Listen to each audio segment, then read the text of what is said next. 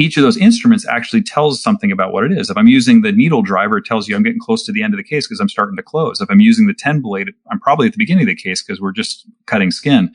And by having insight into that moment to moment data in a way that doesn't impose on the rest of the team could be incredibly enabling for the hospital to have insight into what's going on in its own ORs. Without supplies, there's no surgery.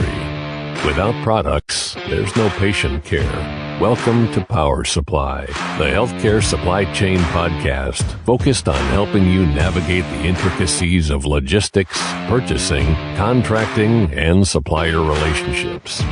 Each episode, we speak with healthcare executives, supply chain leaders, and innovative entrepreneurs from across the country as they share their stories, experience, and expertise on the industry we love.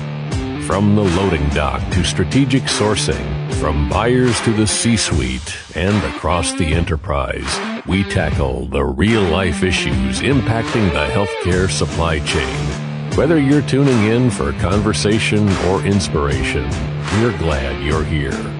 You're just in time to hear it from the source and stock up on insight.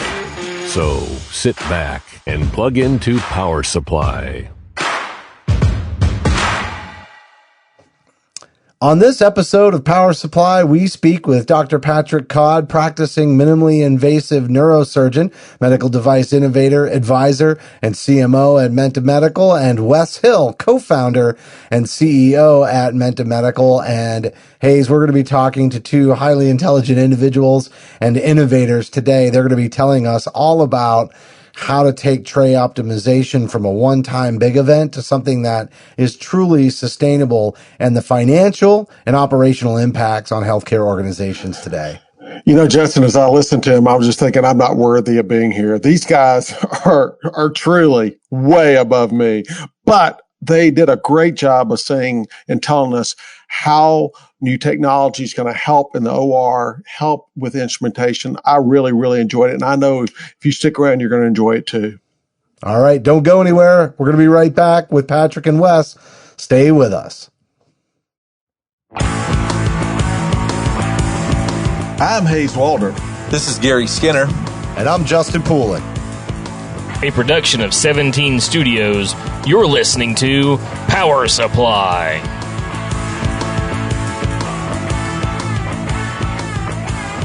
We are speaking with Patrick Codd, practicing minimally invasive neurosurgeon, medical device innovator, advisor, and CMO at Mente Medical, and also Wes Hill, co-founder and CEO at Mente Medical. And we're going to be talking today about tray optimization, which is something we've heard a lot of conversations in the clinical space, but we want to bring it to the supply chain audience here on Power Supply. So, Wes, why don't you start by telling us a little bit about your background and your role with Mente Medical? Sure thing. Thanks for having us. I mean, I've been engineer to the core. I've always been really a physics and math guy. Out of my undergrad, I got to work up at MIT Lincoln Lab, north of Boston. They're a big government lab, if you're not familiar with it. But, most days I was working on these unmanned micro drones that we'd shoot out of fighter jets near the speed of sound. But then every Friday, we got internal money to look at a minimally invasive spine surgery device. And that really opened the doors to the whole medical field. And I was collaborating with Patrick Codd here while he was in his residency as a neurosurgeon at Mass General, and left Lincoln Lab to go down to Duke University and get his lab off the ground and really spend some time in the operating room to start to try and see problems from the position of an engineering standpoint. Are there things that are being done in there that clinicians may not be noticing where we can come in and try and introduce real innovative solutions to some of these issues? And that's really, I haven't looked back from that, even though, drones are so fun to work on, but yep. All right, wait, hold on. Let me just jump in here. I mean, to me, I'm listening to you talk about drones Rocket at the speed scientist. of right at the speed of sound. I used to make potato cannons. I thought that was pretty cool. And meanwhile, you're putting drones at the speed of sound. That's crazy. Why am I even here? We've got this is crazy. This is amazing. Hold on. We are literally talking rocket science and brain surgery here. So I've got to bring us over to Patrick. Patrick. Oh my gosh. Let's talk about your background. Yeah, well, and Wes did a great job of introducing it. It's great to be here. Like Wes was mentioning, I was training in neurosurgery up in Boston and seeing so many different problems and challenges in the operating room and technologies that were missing. We started to dive into some really cool technologies from minimally invasive spine all the way to surgical robotics. And as part of that, I got to meet Wes, who's a brilliant engineer, and had the good fortune of recruiting him down to Duke so we could dive into some of these projects there. And like he was mentioning, we were in the operating room just looking at all of the ways we could come up with these interesting solutions. And we were standing in the OR one day, and we're not thinking of fighter jets or drones or delicate brain surgery, but we were simply standing there watching a table of 150 instruments for one of my brain tumor cases roll by. And we're like, that is a lot of instrumentation that we are not using at all. And that was, and we really just came down to a question is like, do we really need all of that? And that's what kicked off a years now long project of trying to dig into that question. And it turns out that it unpacks a really cool and interesting space within the operating room. You know, we've talked about this concept of tray optimization on a number of our sister podcasts focusing on sterile processing in the operating room. But today we're bringing this concept of tray optimization to the supply chain audience. And what does supply chain stand to gain from optimization? We know the organization's going to get some efficiencies. But even before we start to bring this concept to supply chain, I thought, Patrick, we should take this opportunity to have you talk a little bit about how you interface as a clinician with supply chain and some of the alignment that you're always trying to get to, you know, for the success of the healthcare organization. Yeah, I mean, for me, it always comes down to how can you do the surgery in the safest, most efficient way for the benefit of not only the patient, but also the clinical teams that are standing in the operating room. And that is not just from people. It's how the equipment that you have that's in the right place. Do you have the right instruments at the moment you need them in the place that you need them? Are you able to gather them into the hospital, purchase them properly? Can you get them set up and ready to go? Do you have all of the pathways set in place to basically do that have everything available at that critical moment when you need it? And so while I think there is a fairly narrow lens of the clinicians in the OR and like in my own surgical colleagues thinking like every operation comes down to your own two hands. In fact, it's everything that goes into those two hands and how they get there and the teams that are around it that make a huge difference. And so it can't happen without having those streamlined processes. Well, we're in a real new world with supply chain and constantly looking for new technology, new efficiencies.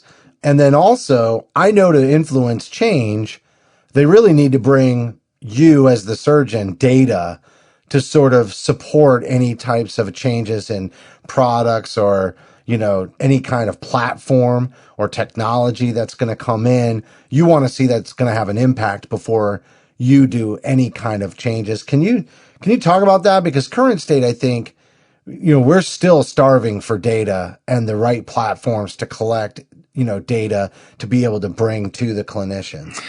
Yeah, absolutely. We actually consider the operating room sort of a data desert, if you will. It's a space in which there has not been a lot of the real-time data that we've seen in a lot of other spaces in just out in the community. We know that there are tens of thousands of sensors in the aircraft that are flying us around that are gathering real-time important data, and yet we don't have a similar data stream in the operating room in a space that is equally as complicated and potentially just as critical to have that data. And it's really remarkable that we don't. And for a surgeon, yeah, there's another balanced part of this is that we don't want to have a dramatic change in our practice unless we know that we're doing something safe and that it clearly has beneficial results. And that does take information and data from the operating room.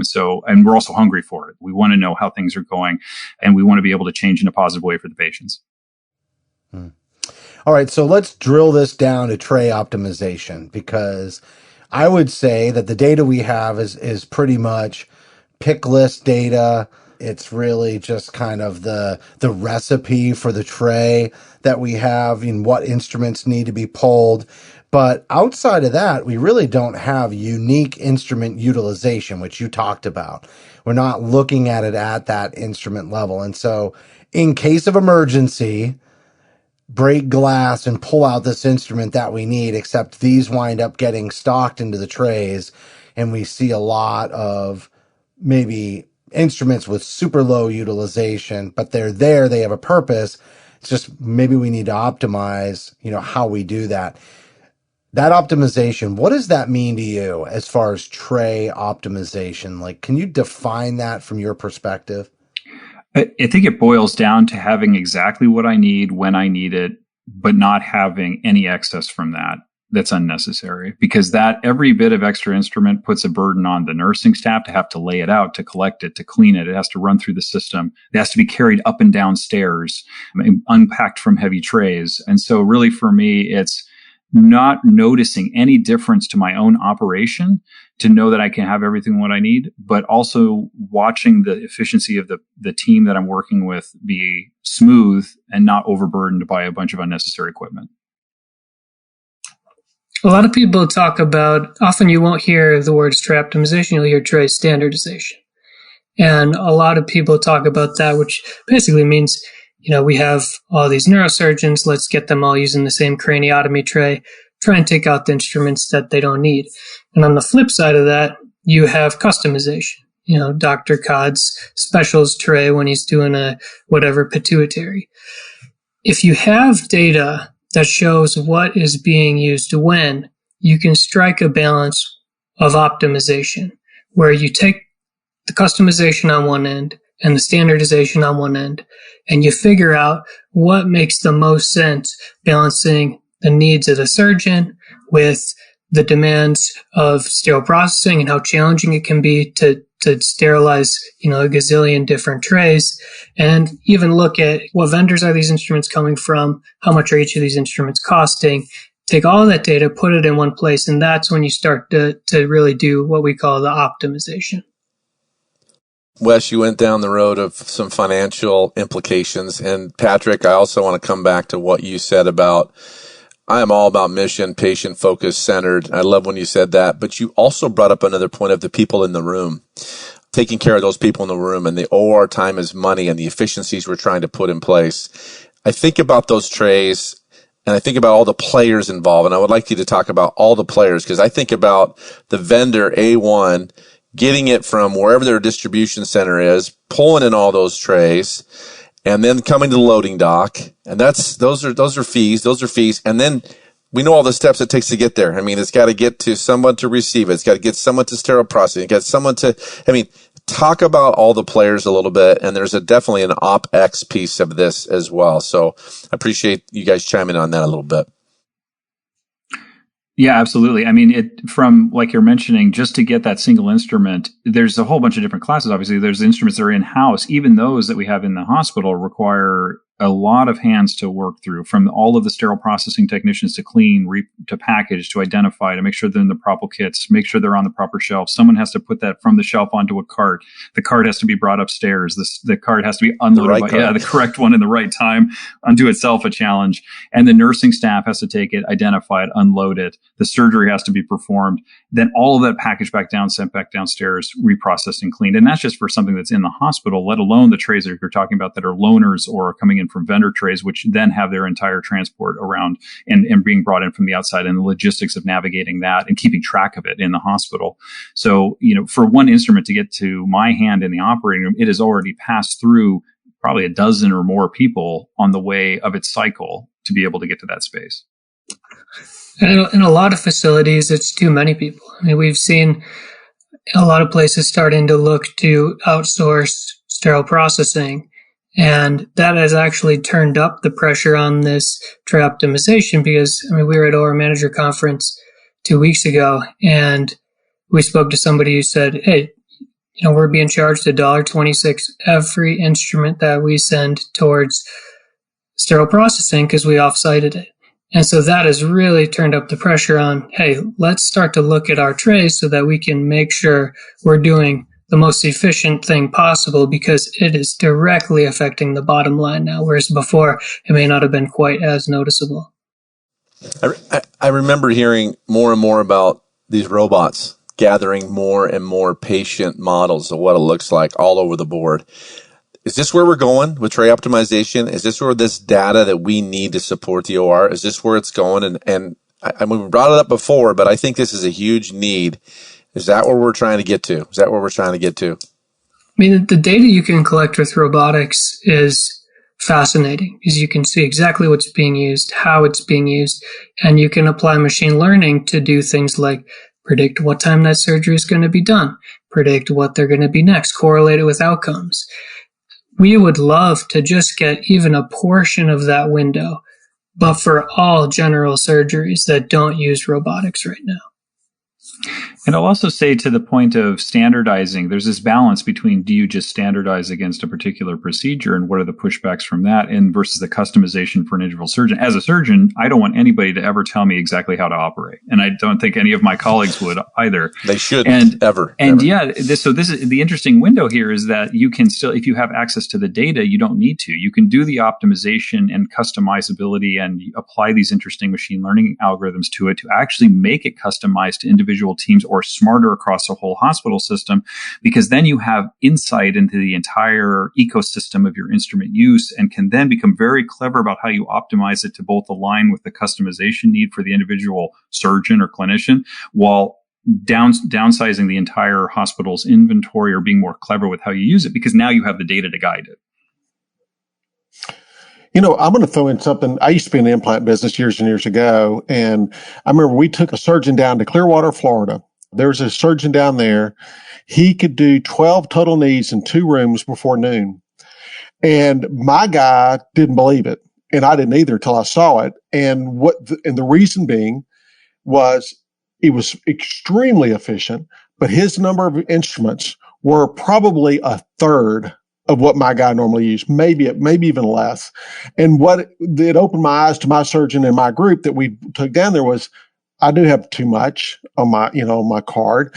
Also, that creates more cost. It creates more, areas for, infection and all those things that you're talking about. It just, all of a sudden, when he went back, they began to throw things off their card and, change things up. But what it did really, first sterile processing they loved it, right? Because less things to handle and move around. And so and others, I heard general surgeons at the time, they already go, you know what, we probably don't need that in that room. And so it changed everybody's philosophy. But what you're talking about is like next level with all the data. But I love it. I mean, to me, it makes a lot of sense. Well, and your observation that you saw there is something that has been seen over and over again across institutions across the country in terms of optimizing those instrumentations and how do you streamline that process. And there have been studies done where people are manually going through and trying to reduce these trays, and it's been done a dozen times, and they've been able to effectively reduce it. And then, but to have the durability, it's always required one person to always be in there checking off the box. There hasn't been a way to really create a durable data stream that outlasts a single champion or a single big push in a particular service line. Mm-hmm. And I suspect you get this creep, all of a sudden you do that for 6 weeks or 6 months and it's going great. And all of a sudden I need that new whatever. Well, okay, let's just put that on the card, and it starts changing. Yeah, everything. Absolutely. And that's in my conversations with those who have done those processes. That's exactly what happens. 6 months later, 12 months later, it's drifted. And because of that data has disappeared. And then there's like the drift back. Well, I think you guys are touching on something that's really important, is the challenges around sustainability, right? So we can do these types of efforts, but that steady stream of data.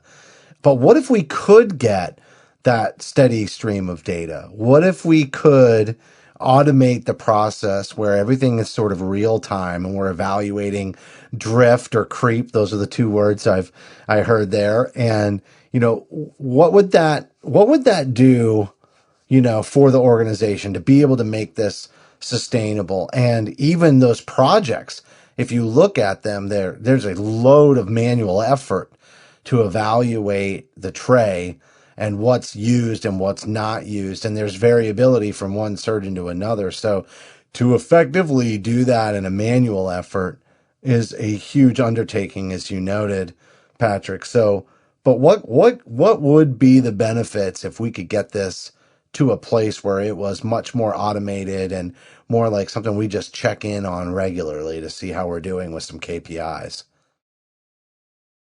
I think you can imagine a situation in which this is your ability to understand exactly what instrument is being used at a particular time in every operating room in your hospital, is that data is being gathered in real time in the background constantly, without having to overburden your clinical teams, without having to ask them to do one extra thing in an already taxed environment. But to be able to have that insight for the hospital level, that would be an incredibly important step in being able to have direct insight into how your entire operation works. Because one of the things about a surgical instrument that I don't think people appreciate is that every single instrument actually tells a story. And it, in a particular time of an operation, it tells a story about what the need is in that moment, how it's being used, at what time, and the sequence of those instruments that are being used. They all tell a tale of what the particular moment of surgery is occurring and where it might be going. Are you in a critical moment? Are things going well? Are they going bad? Do you need more resources mobilized? Do you need other instruments called for? Like, each of those instruments actually tells something about what it is. If I'm using the needle driver, it tells you I'm getting close to the end of the case because I'm starting to close. If I'm using the 10 blade, I'm probably at the beginning of the case because we're just cutting skin.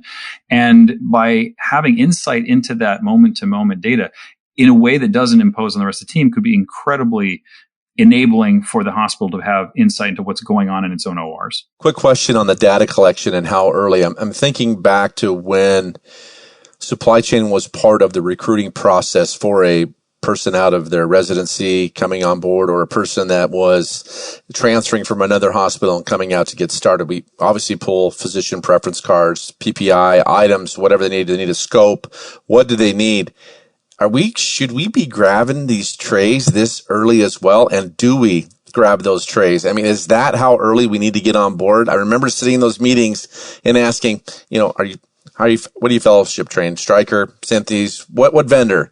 And I think we need to ask that. Is that where it needs to start, at that early? Well, what's interesting is it's a combination of not only like personal preference, because that's the interesting insight that you gain into this customizable situation. If you had access to that data, you could then do it down to the individual surgeon, whether they're in the last part of their training, you have a new physician coming in, or if your hospital system is opening an entire new system, maybe they're building a new hospital, opening an ASC, you suddenly have real better insight to the particular physicians that are moving over to that space, so that you're not suddenly having to buy 5 times the number of instruments you actually need, because you've already determined what your team is going to use and you have data around that. It's not just the guessing game. I remember when I started in my first clinical position, I sat down with the rep and we just looked through catalogs and just picked out stuff I thought I might need. That was about the best it came. And now, of course, about 75% of that sits on the back table of my operating room unused, because it wasn't insightful into what was actually being used in the surgery. It didn't have that data stream. And I think that would be incredibly helpful for a hospital that's trying to supply their infrastructure in a way that's efficient, but also effective. And let me just jump in here. We're talking a lot about the financial, operational benefits of this. What about clinical? I mean, are you a better surgeon? Are your results any different, any better? Is there any way we can quantify that with some of this improvement, or is that just the true advantage is clinical, or is the operational and financial? What's interesting, I think, Wes, you can probably speak to this quite a bit in terms of what we were able to deliver from some of the initial work that we had done in Duke to try to launch some concept around this data gathering. Yeah, and it depends a lot on what the institution is at with respect to their sterile processing. I mean, especially in a lot of your other podcasts, and you talk about this, you send twice as many instruments as you need to sterile processing, and folks down there are going to make mistakes. And those mistakes are manifest in the operating room as bioburden, as missing, as broken instrumentation. And when that happens during a surgery, you're going to be waiting. The patient is going to be under anesthesia for longer. Nurses are going to miss the count more often. So these things do have real impacts on how a surgery is being performed.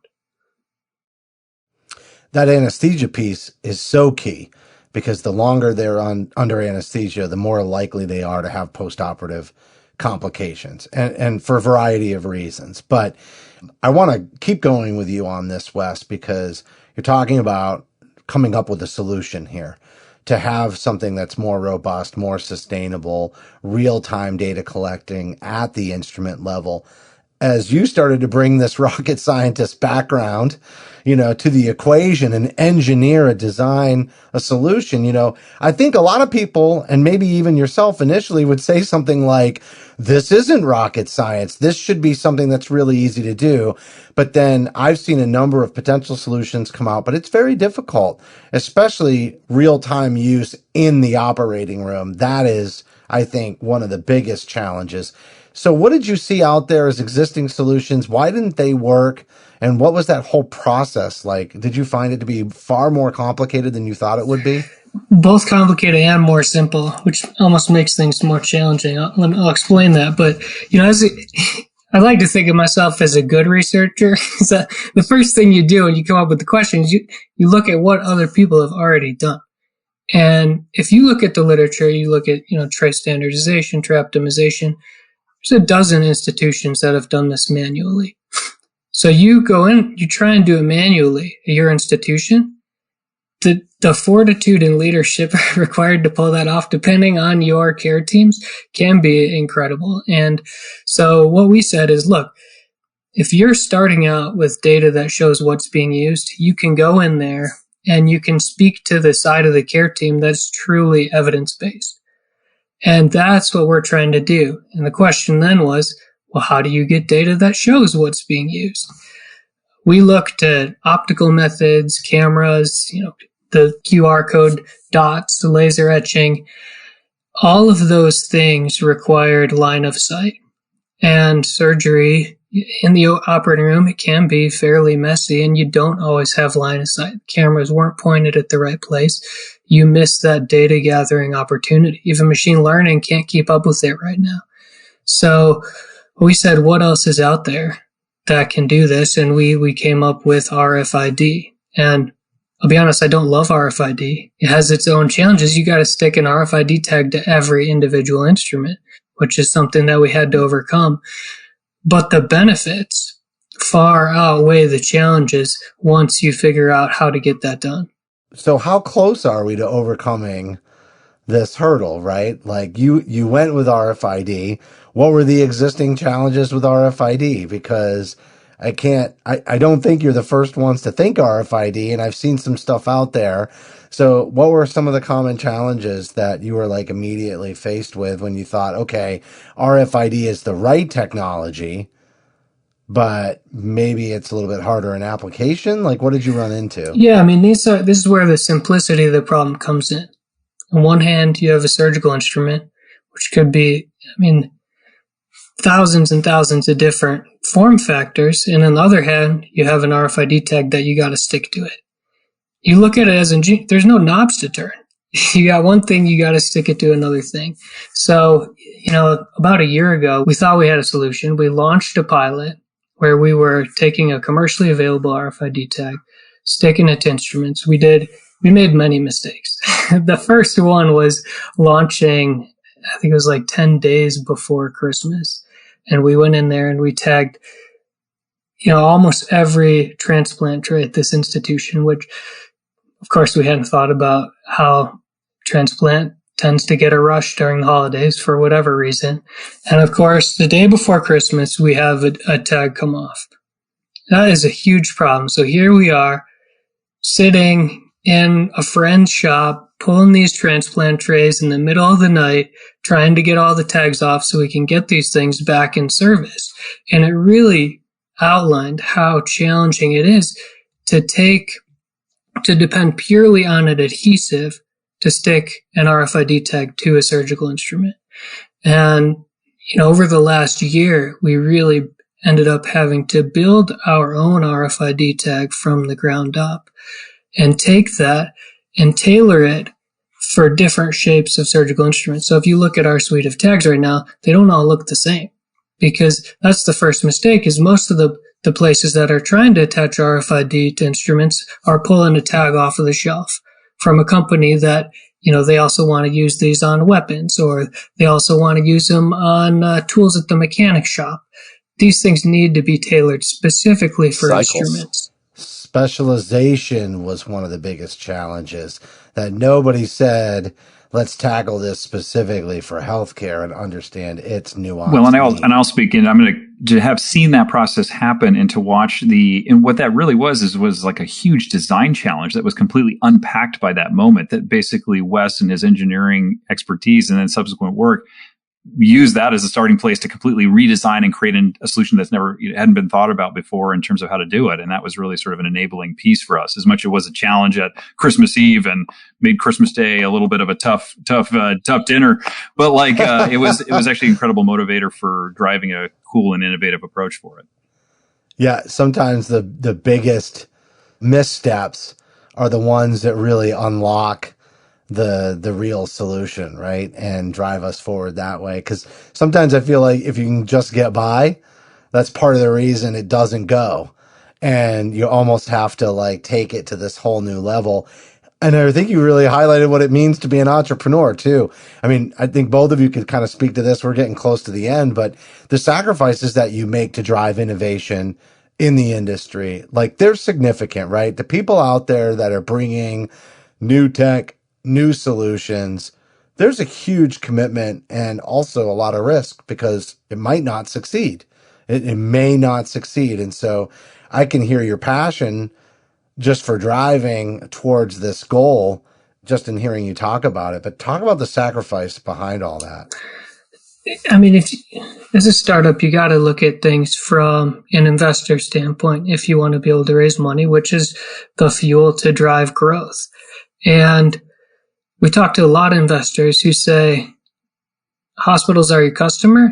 We don't want to touch it because, your listeners know better than anybody that hospitals are big bureaucracies and it can take a long time to get anything through. And so what that means is that for us, the bootstrapping phase is very long and very fraught. You look at government grants, you look at I didn't get a W-2 last year, so a lot of different things you end up having to give up just to get things going. But you start to get it to a point where you're like, okay, we proved that this thing can work. Let's finally start to expand this. And I think that part of the drive that also helps fuel that kind of entrepreneurial fear and scariness of entering a space you don't really know is also the encouragement that you get from tackling a solution that could make a difference, and that you see responsiveness from the folks that you're dealing with. When we've had an incredible support from the hospital, fellow surgeons, other clinicians, the supply chain staff, the sterile processing areas, everyone's like, when is this ready? Because everyone can see these things in their own space. And I think even it has been a helpful motivator to sort of drive past some of the challenges to know that there is actually a problem here that needs to be solved. Patrick, I love the point that both you and Wes have made. There's a gap. There's a giant gap. And I get fired up about this. This is pretty cool stuff to move it forward. And how do we move it forward quicker? How do we get it there? How do we implement it correctly? You got players. I'm thinking about all the players in the hospital system from the top down C-suite, and I don't see where they would say, no, we don't really want to work on this. And I remember going back and we had system engineers, Lean Six Sigma, what's the 5S projects? These are all in line with that. It totally makes sense to move this forward. So I'm jacked about it. I have 1,000 more questions that I want to ask. I know we're running out of time. I want to talk about the RFID. I have so many questions because I've seen that with other instruments and pieces. The technology you're bringing is new to keep it there. I think about the cycles of the washes, but I'll stop. I'll pause. I just think hats off to what you guys are doing. And I'm going to be following this. I want to see where it's going and just really excited about the opportunity of what's going on here. I'll just echo that. I can imagine when you're describing on Christmas, basically having to pull off those old tags.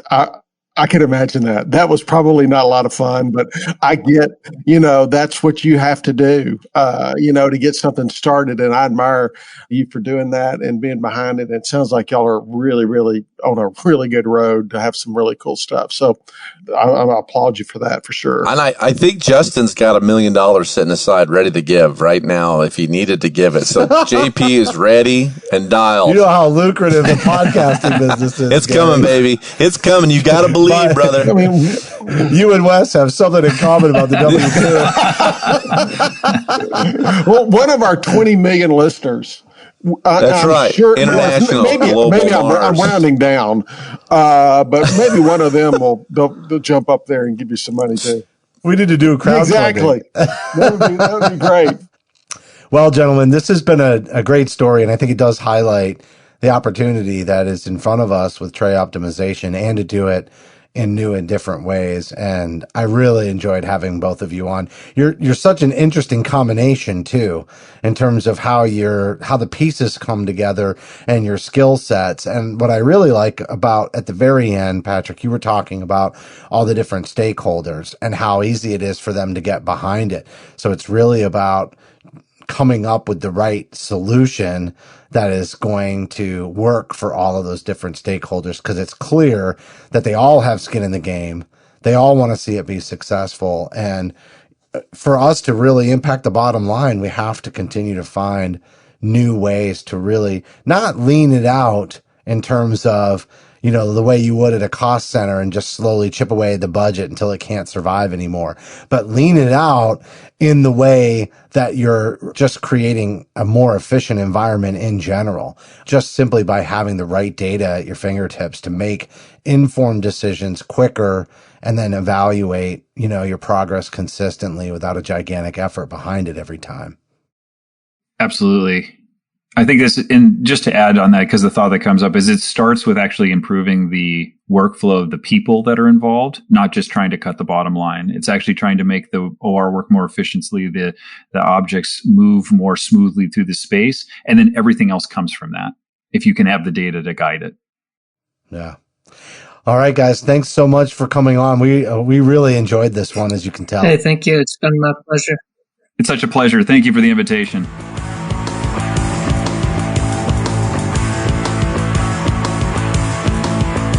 That was Dr. Patrick Codd and Wes Hill from Mente Medical talking about tray optimization, some of the current state challenges in the industry, the benefits of getting it right where we can see real-time data consistently so that these huge projects of optimizing instrument trays can be sustained with far less effort than it is to get off the ground and give us some actionable insights. And I also really enjoyed the engineer's perspective and the entrepreneur's perspective, Garry, because that whole story about, dealing with this with a tag and right, on Christmas Eve and, the impact of that to get something innovative off the ground, it requires a lot of sacrifice. Sacrifice is the key, but they've identified the gap. I mean, they are full-fledged ahead, and Wes and Patrick both have the drive and the passion to do it. I mean, there's not anybody within that hospital system that doesn't say, we need this. And what they're coming to play with the RFID and what it looks like, it's got so many positive benefits, not only for the patient, as Patrick said, but also for the staff that's in that OR time. It's created some efficiencies across the board. So I'm curious to see where they're at down the road, but just an amazing, amazing interview with some guys that have some amazing talent. Great interview. Yeah, it'll be really cool to see where they go. All right, well, that's going to do it for this episode of Power Supply, and I want to remind you, download our smartphone app, please.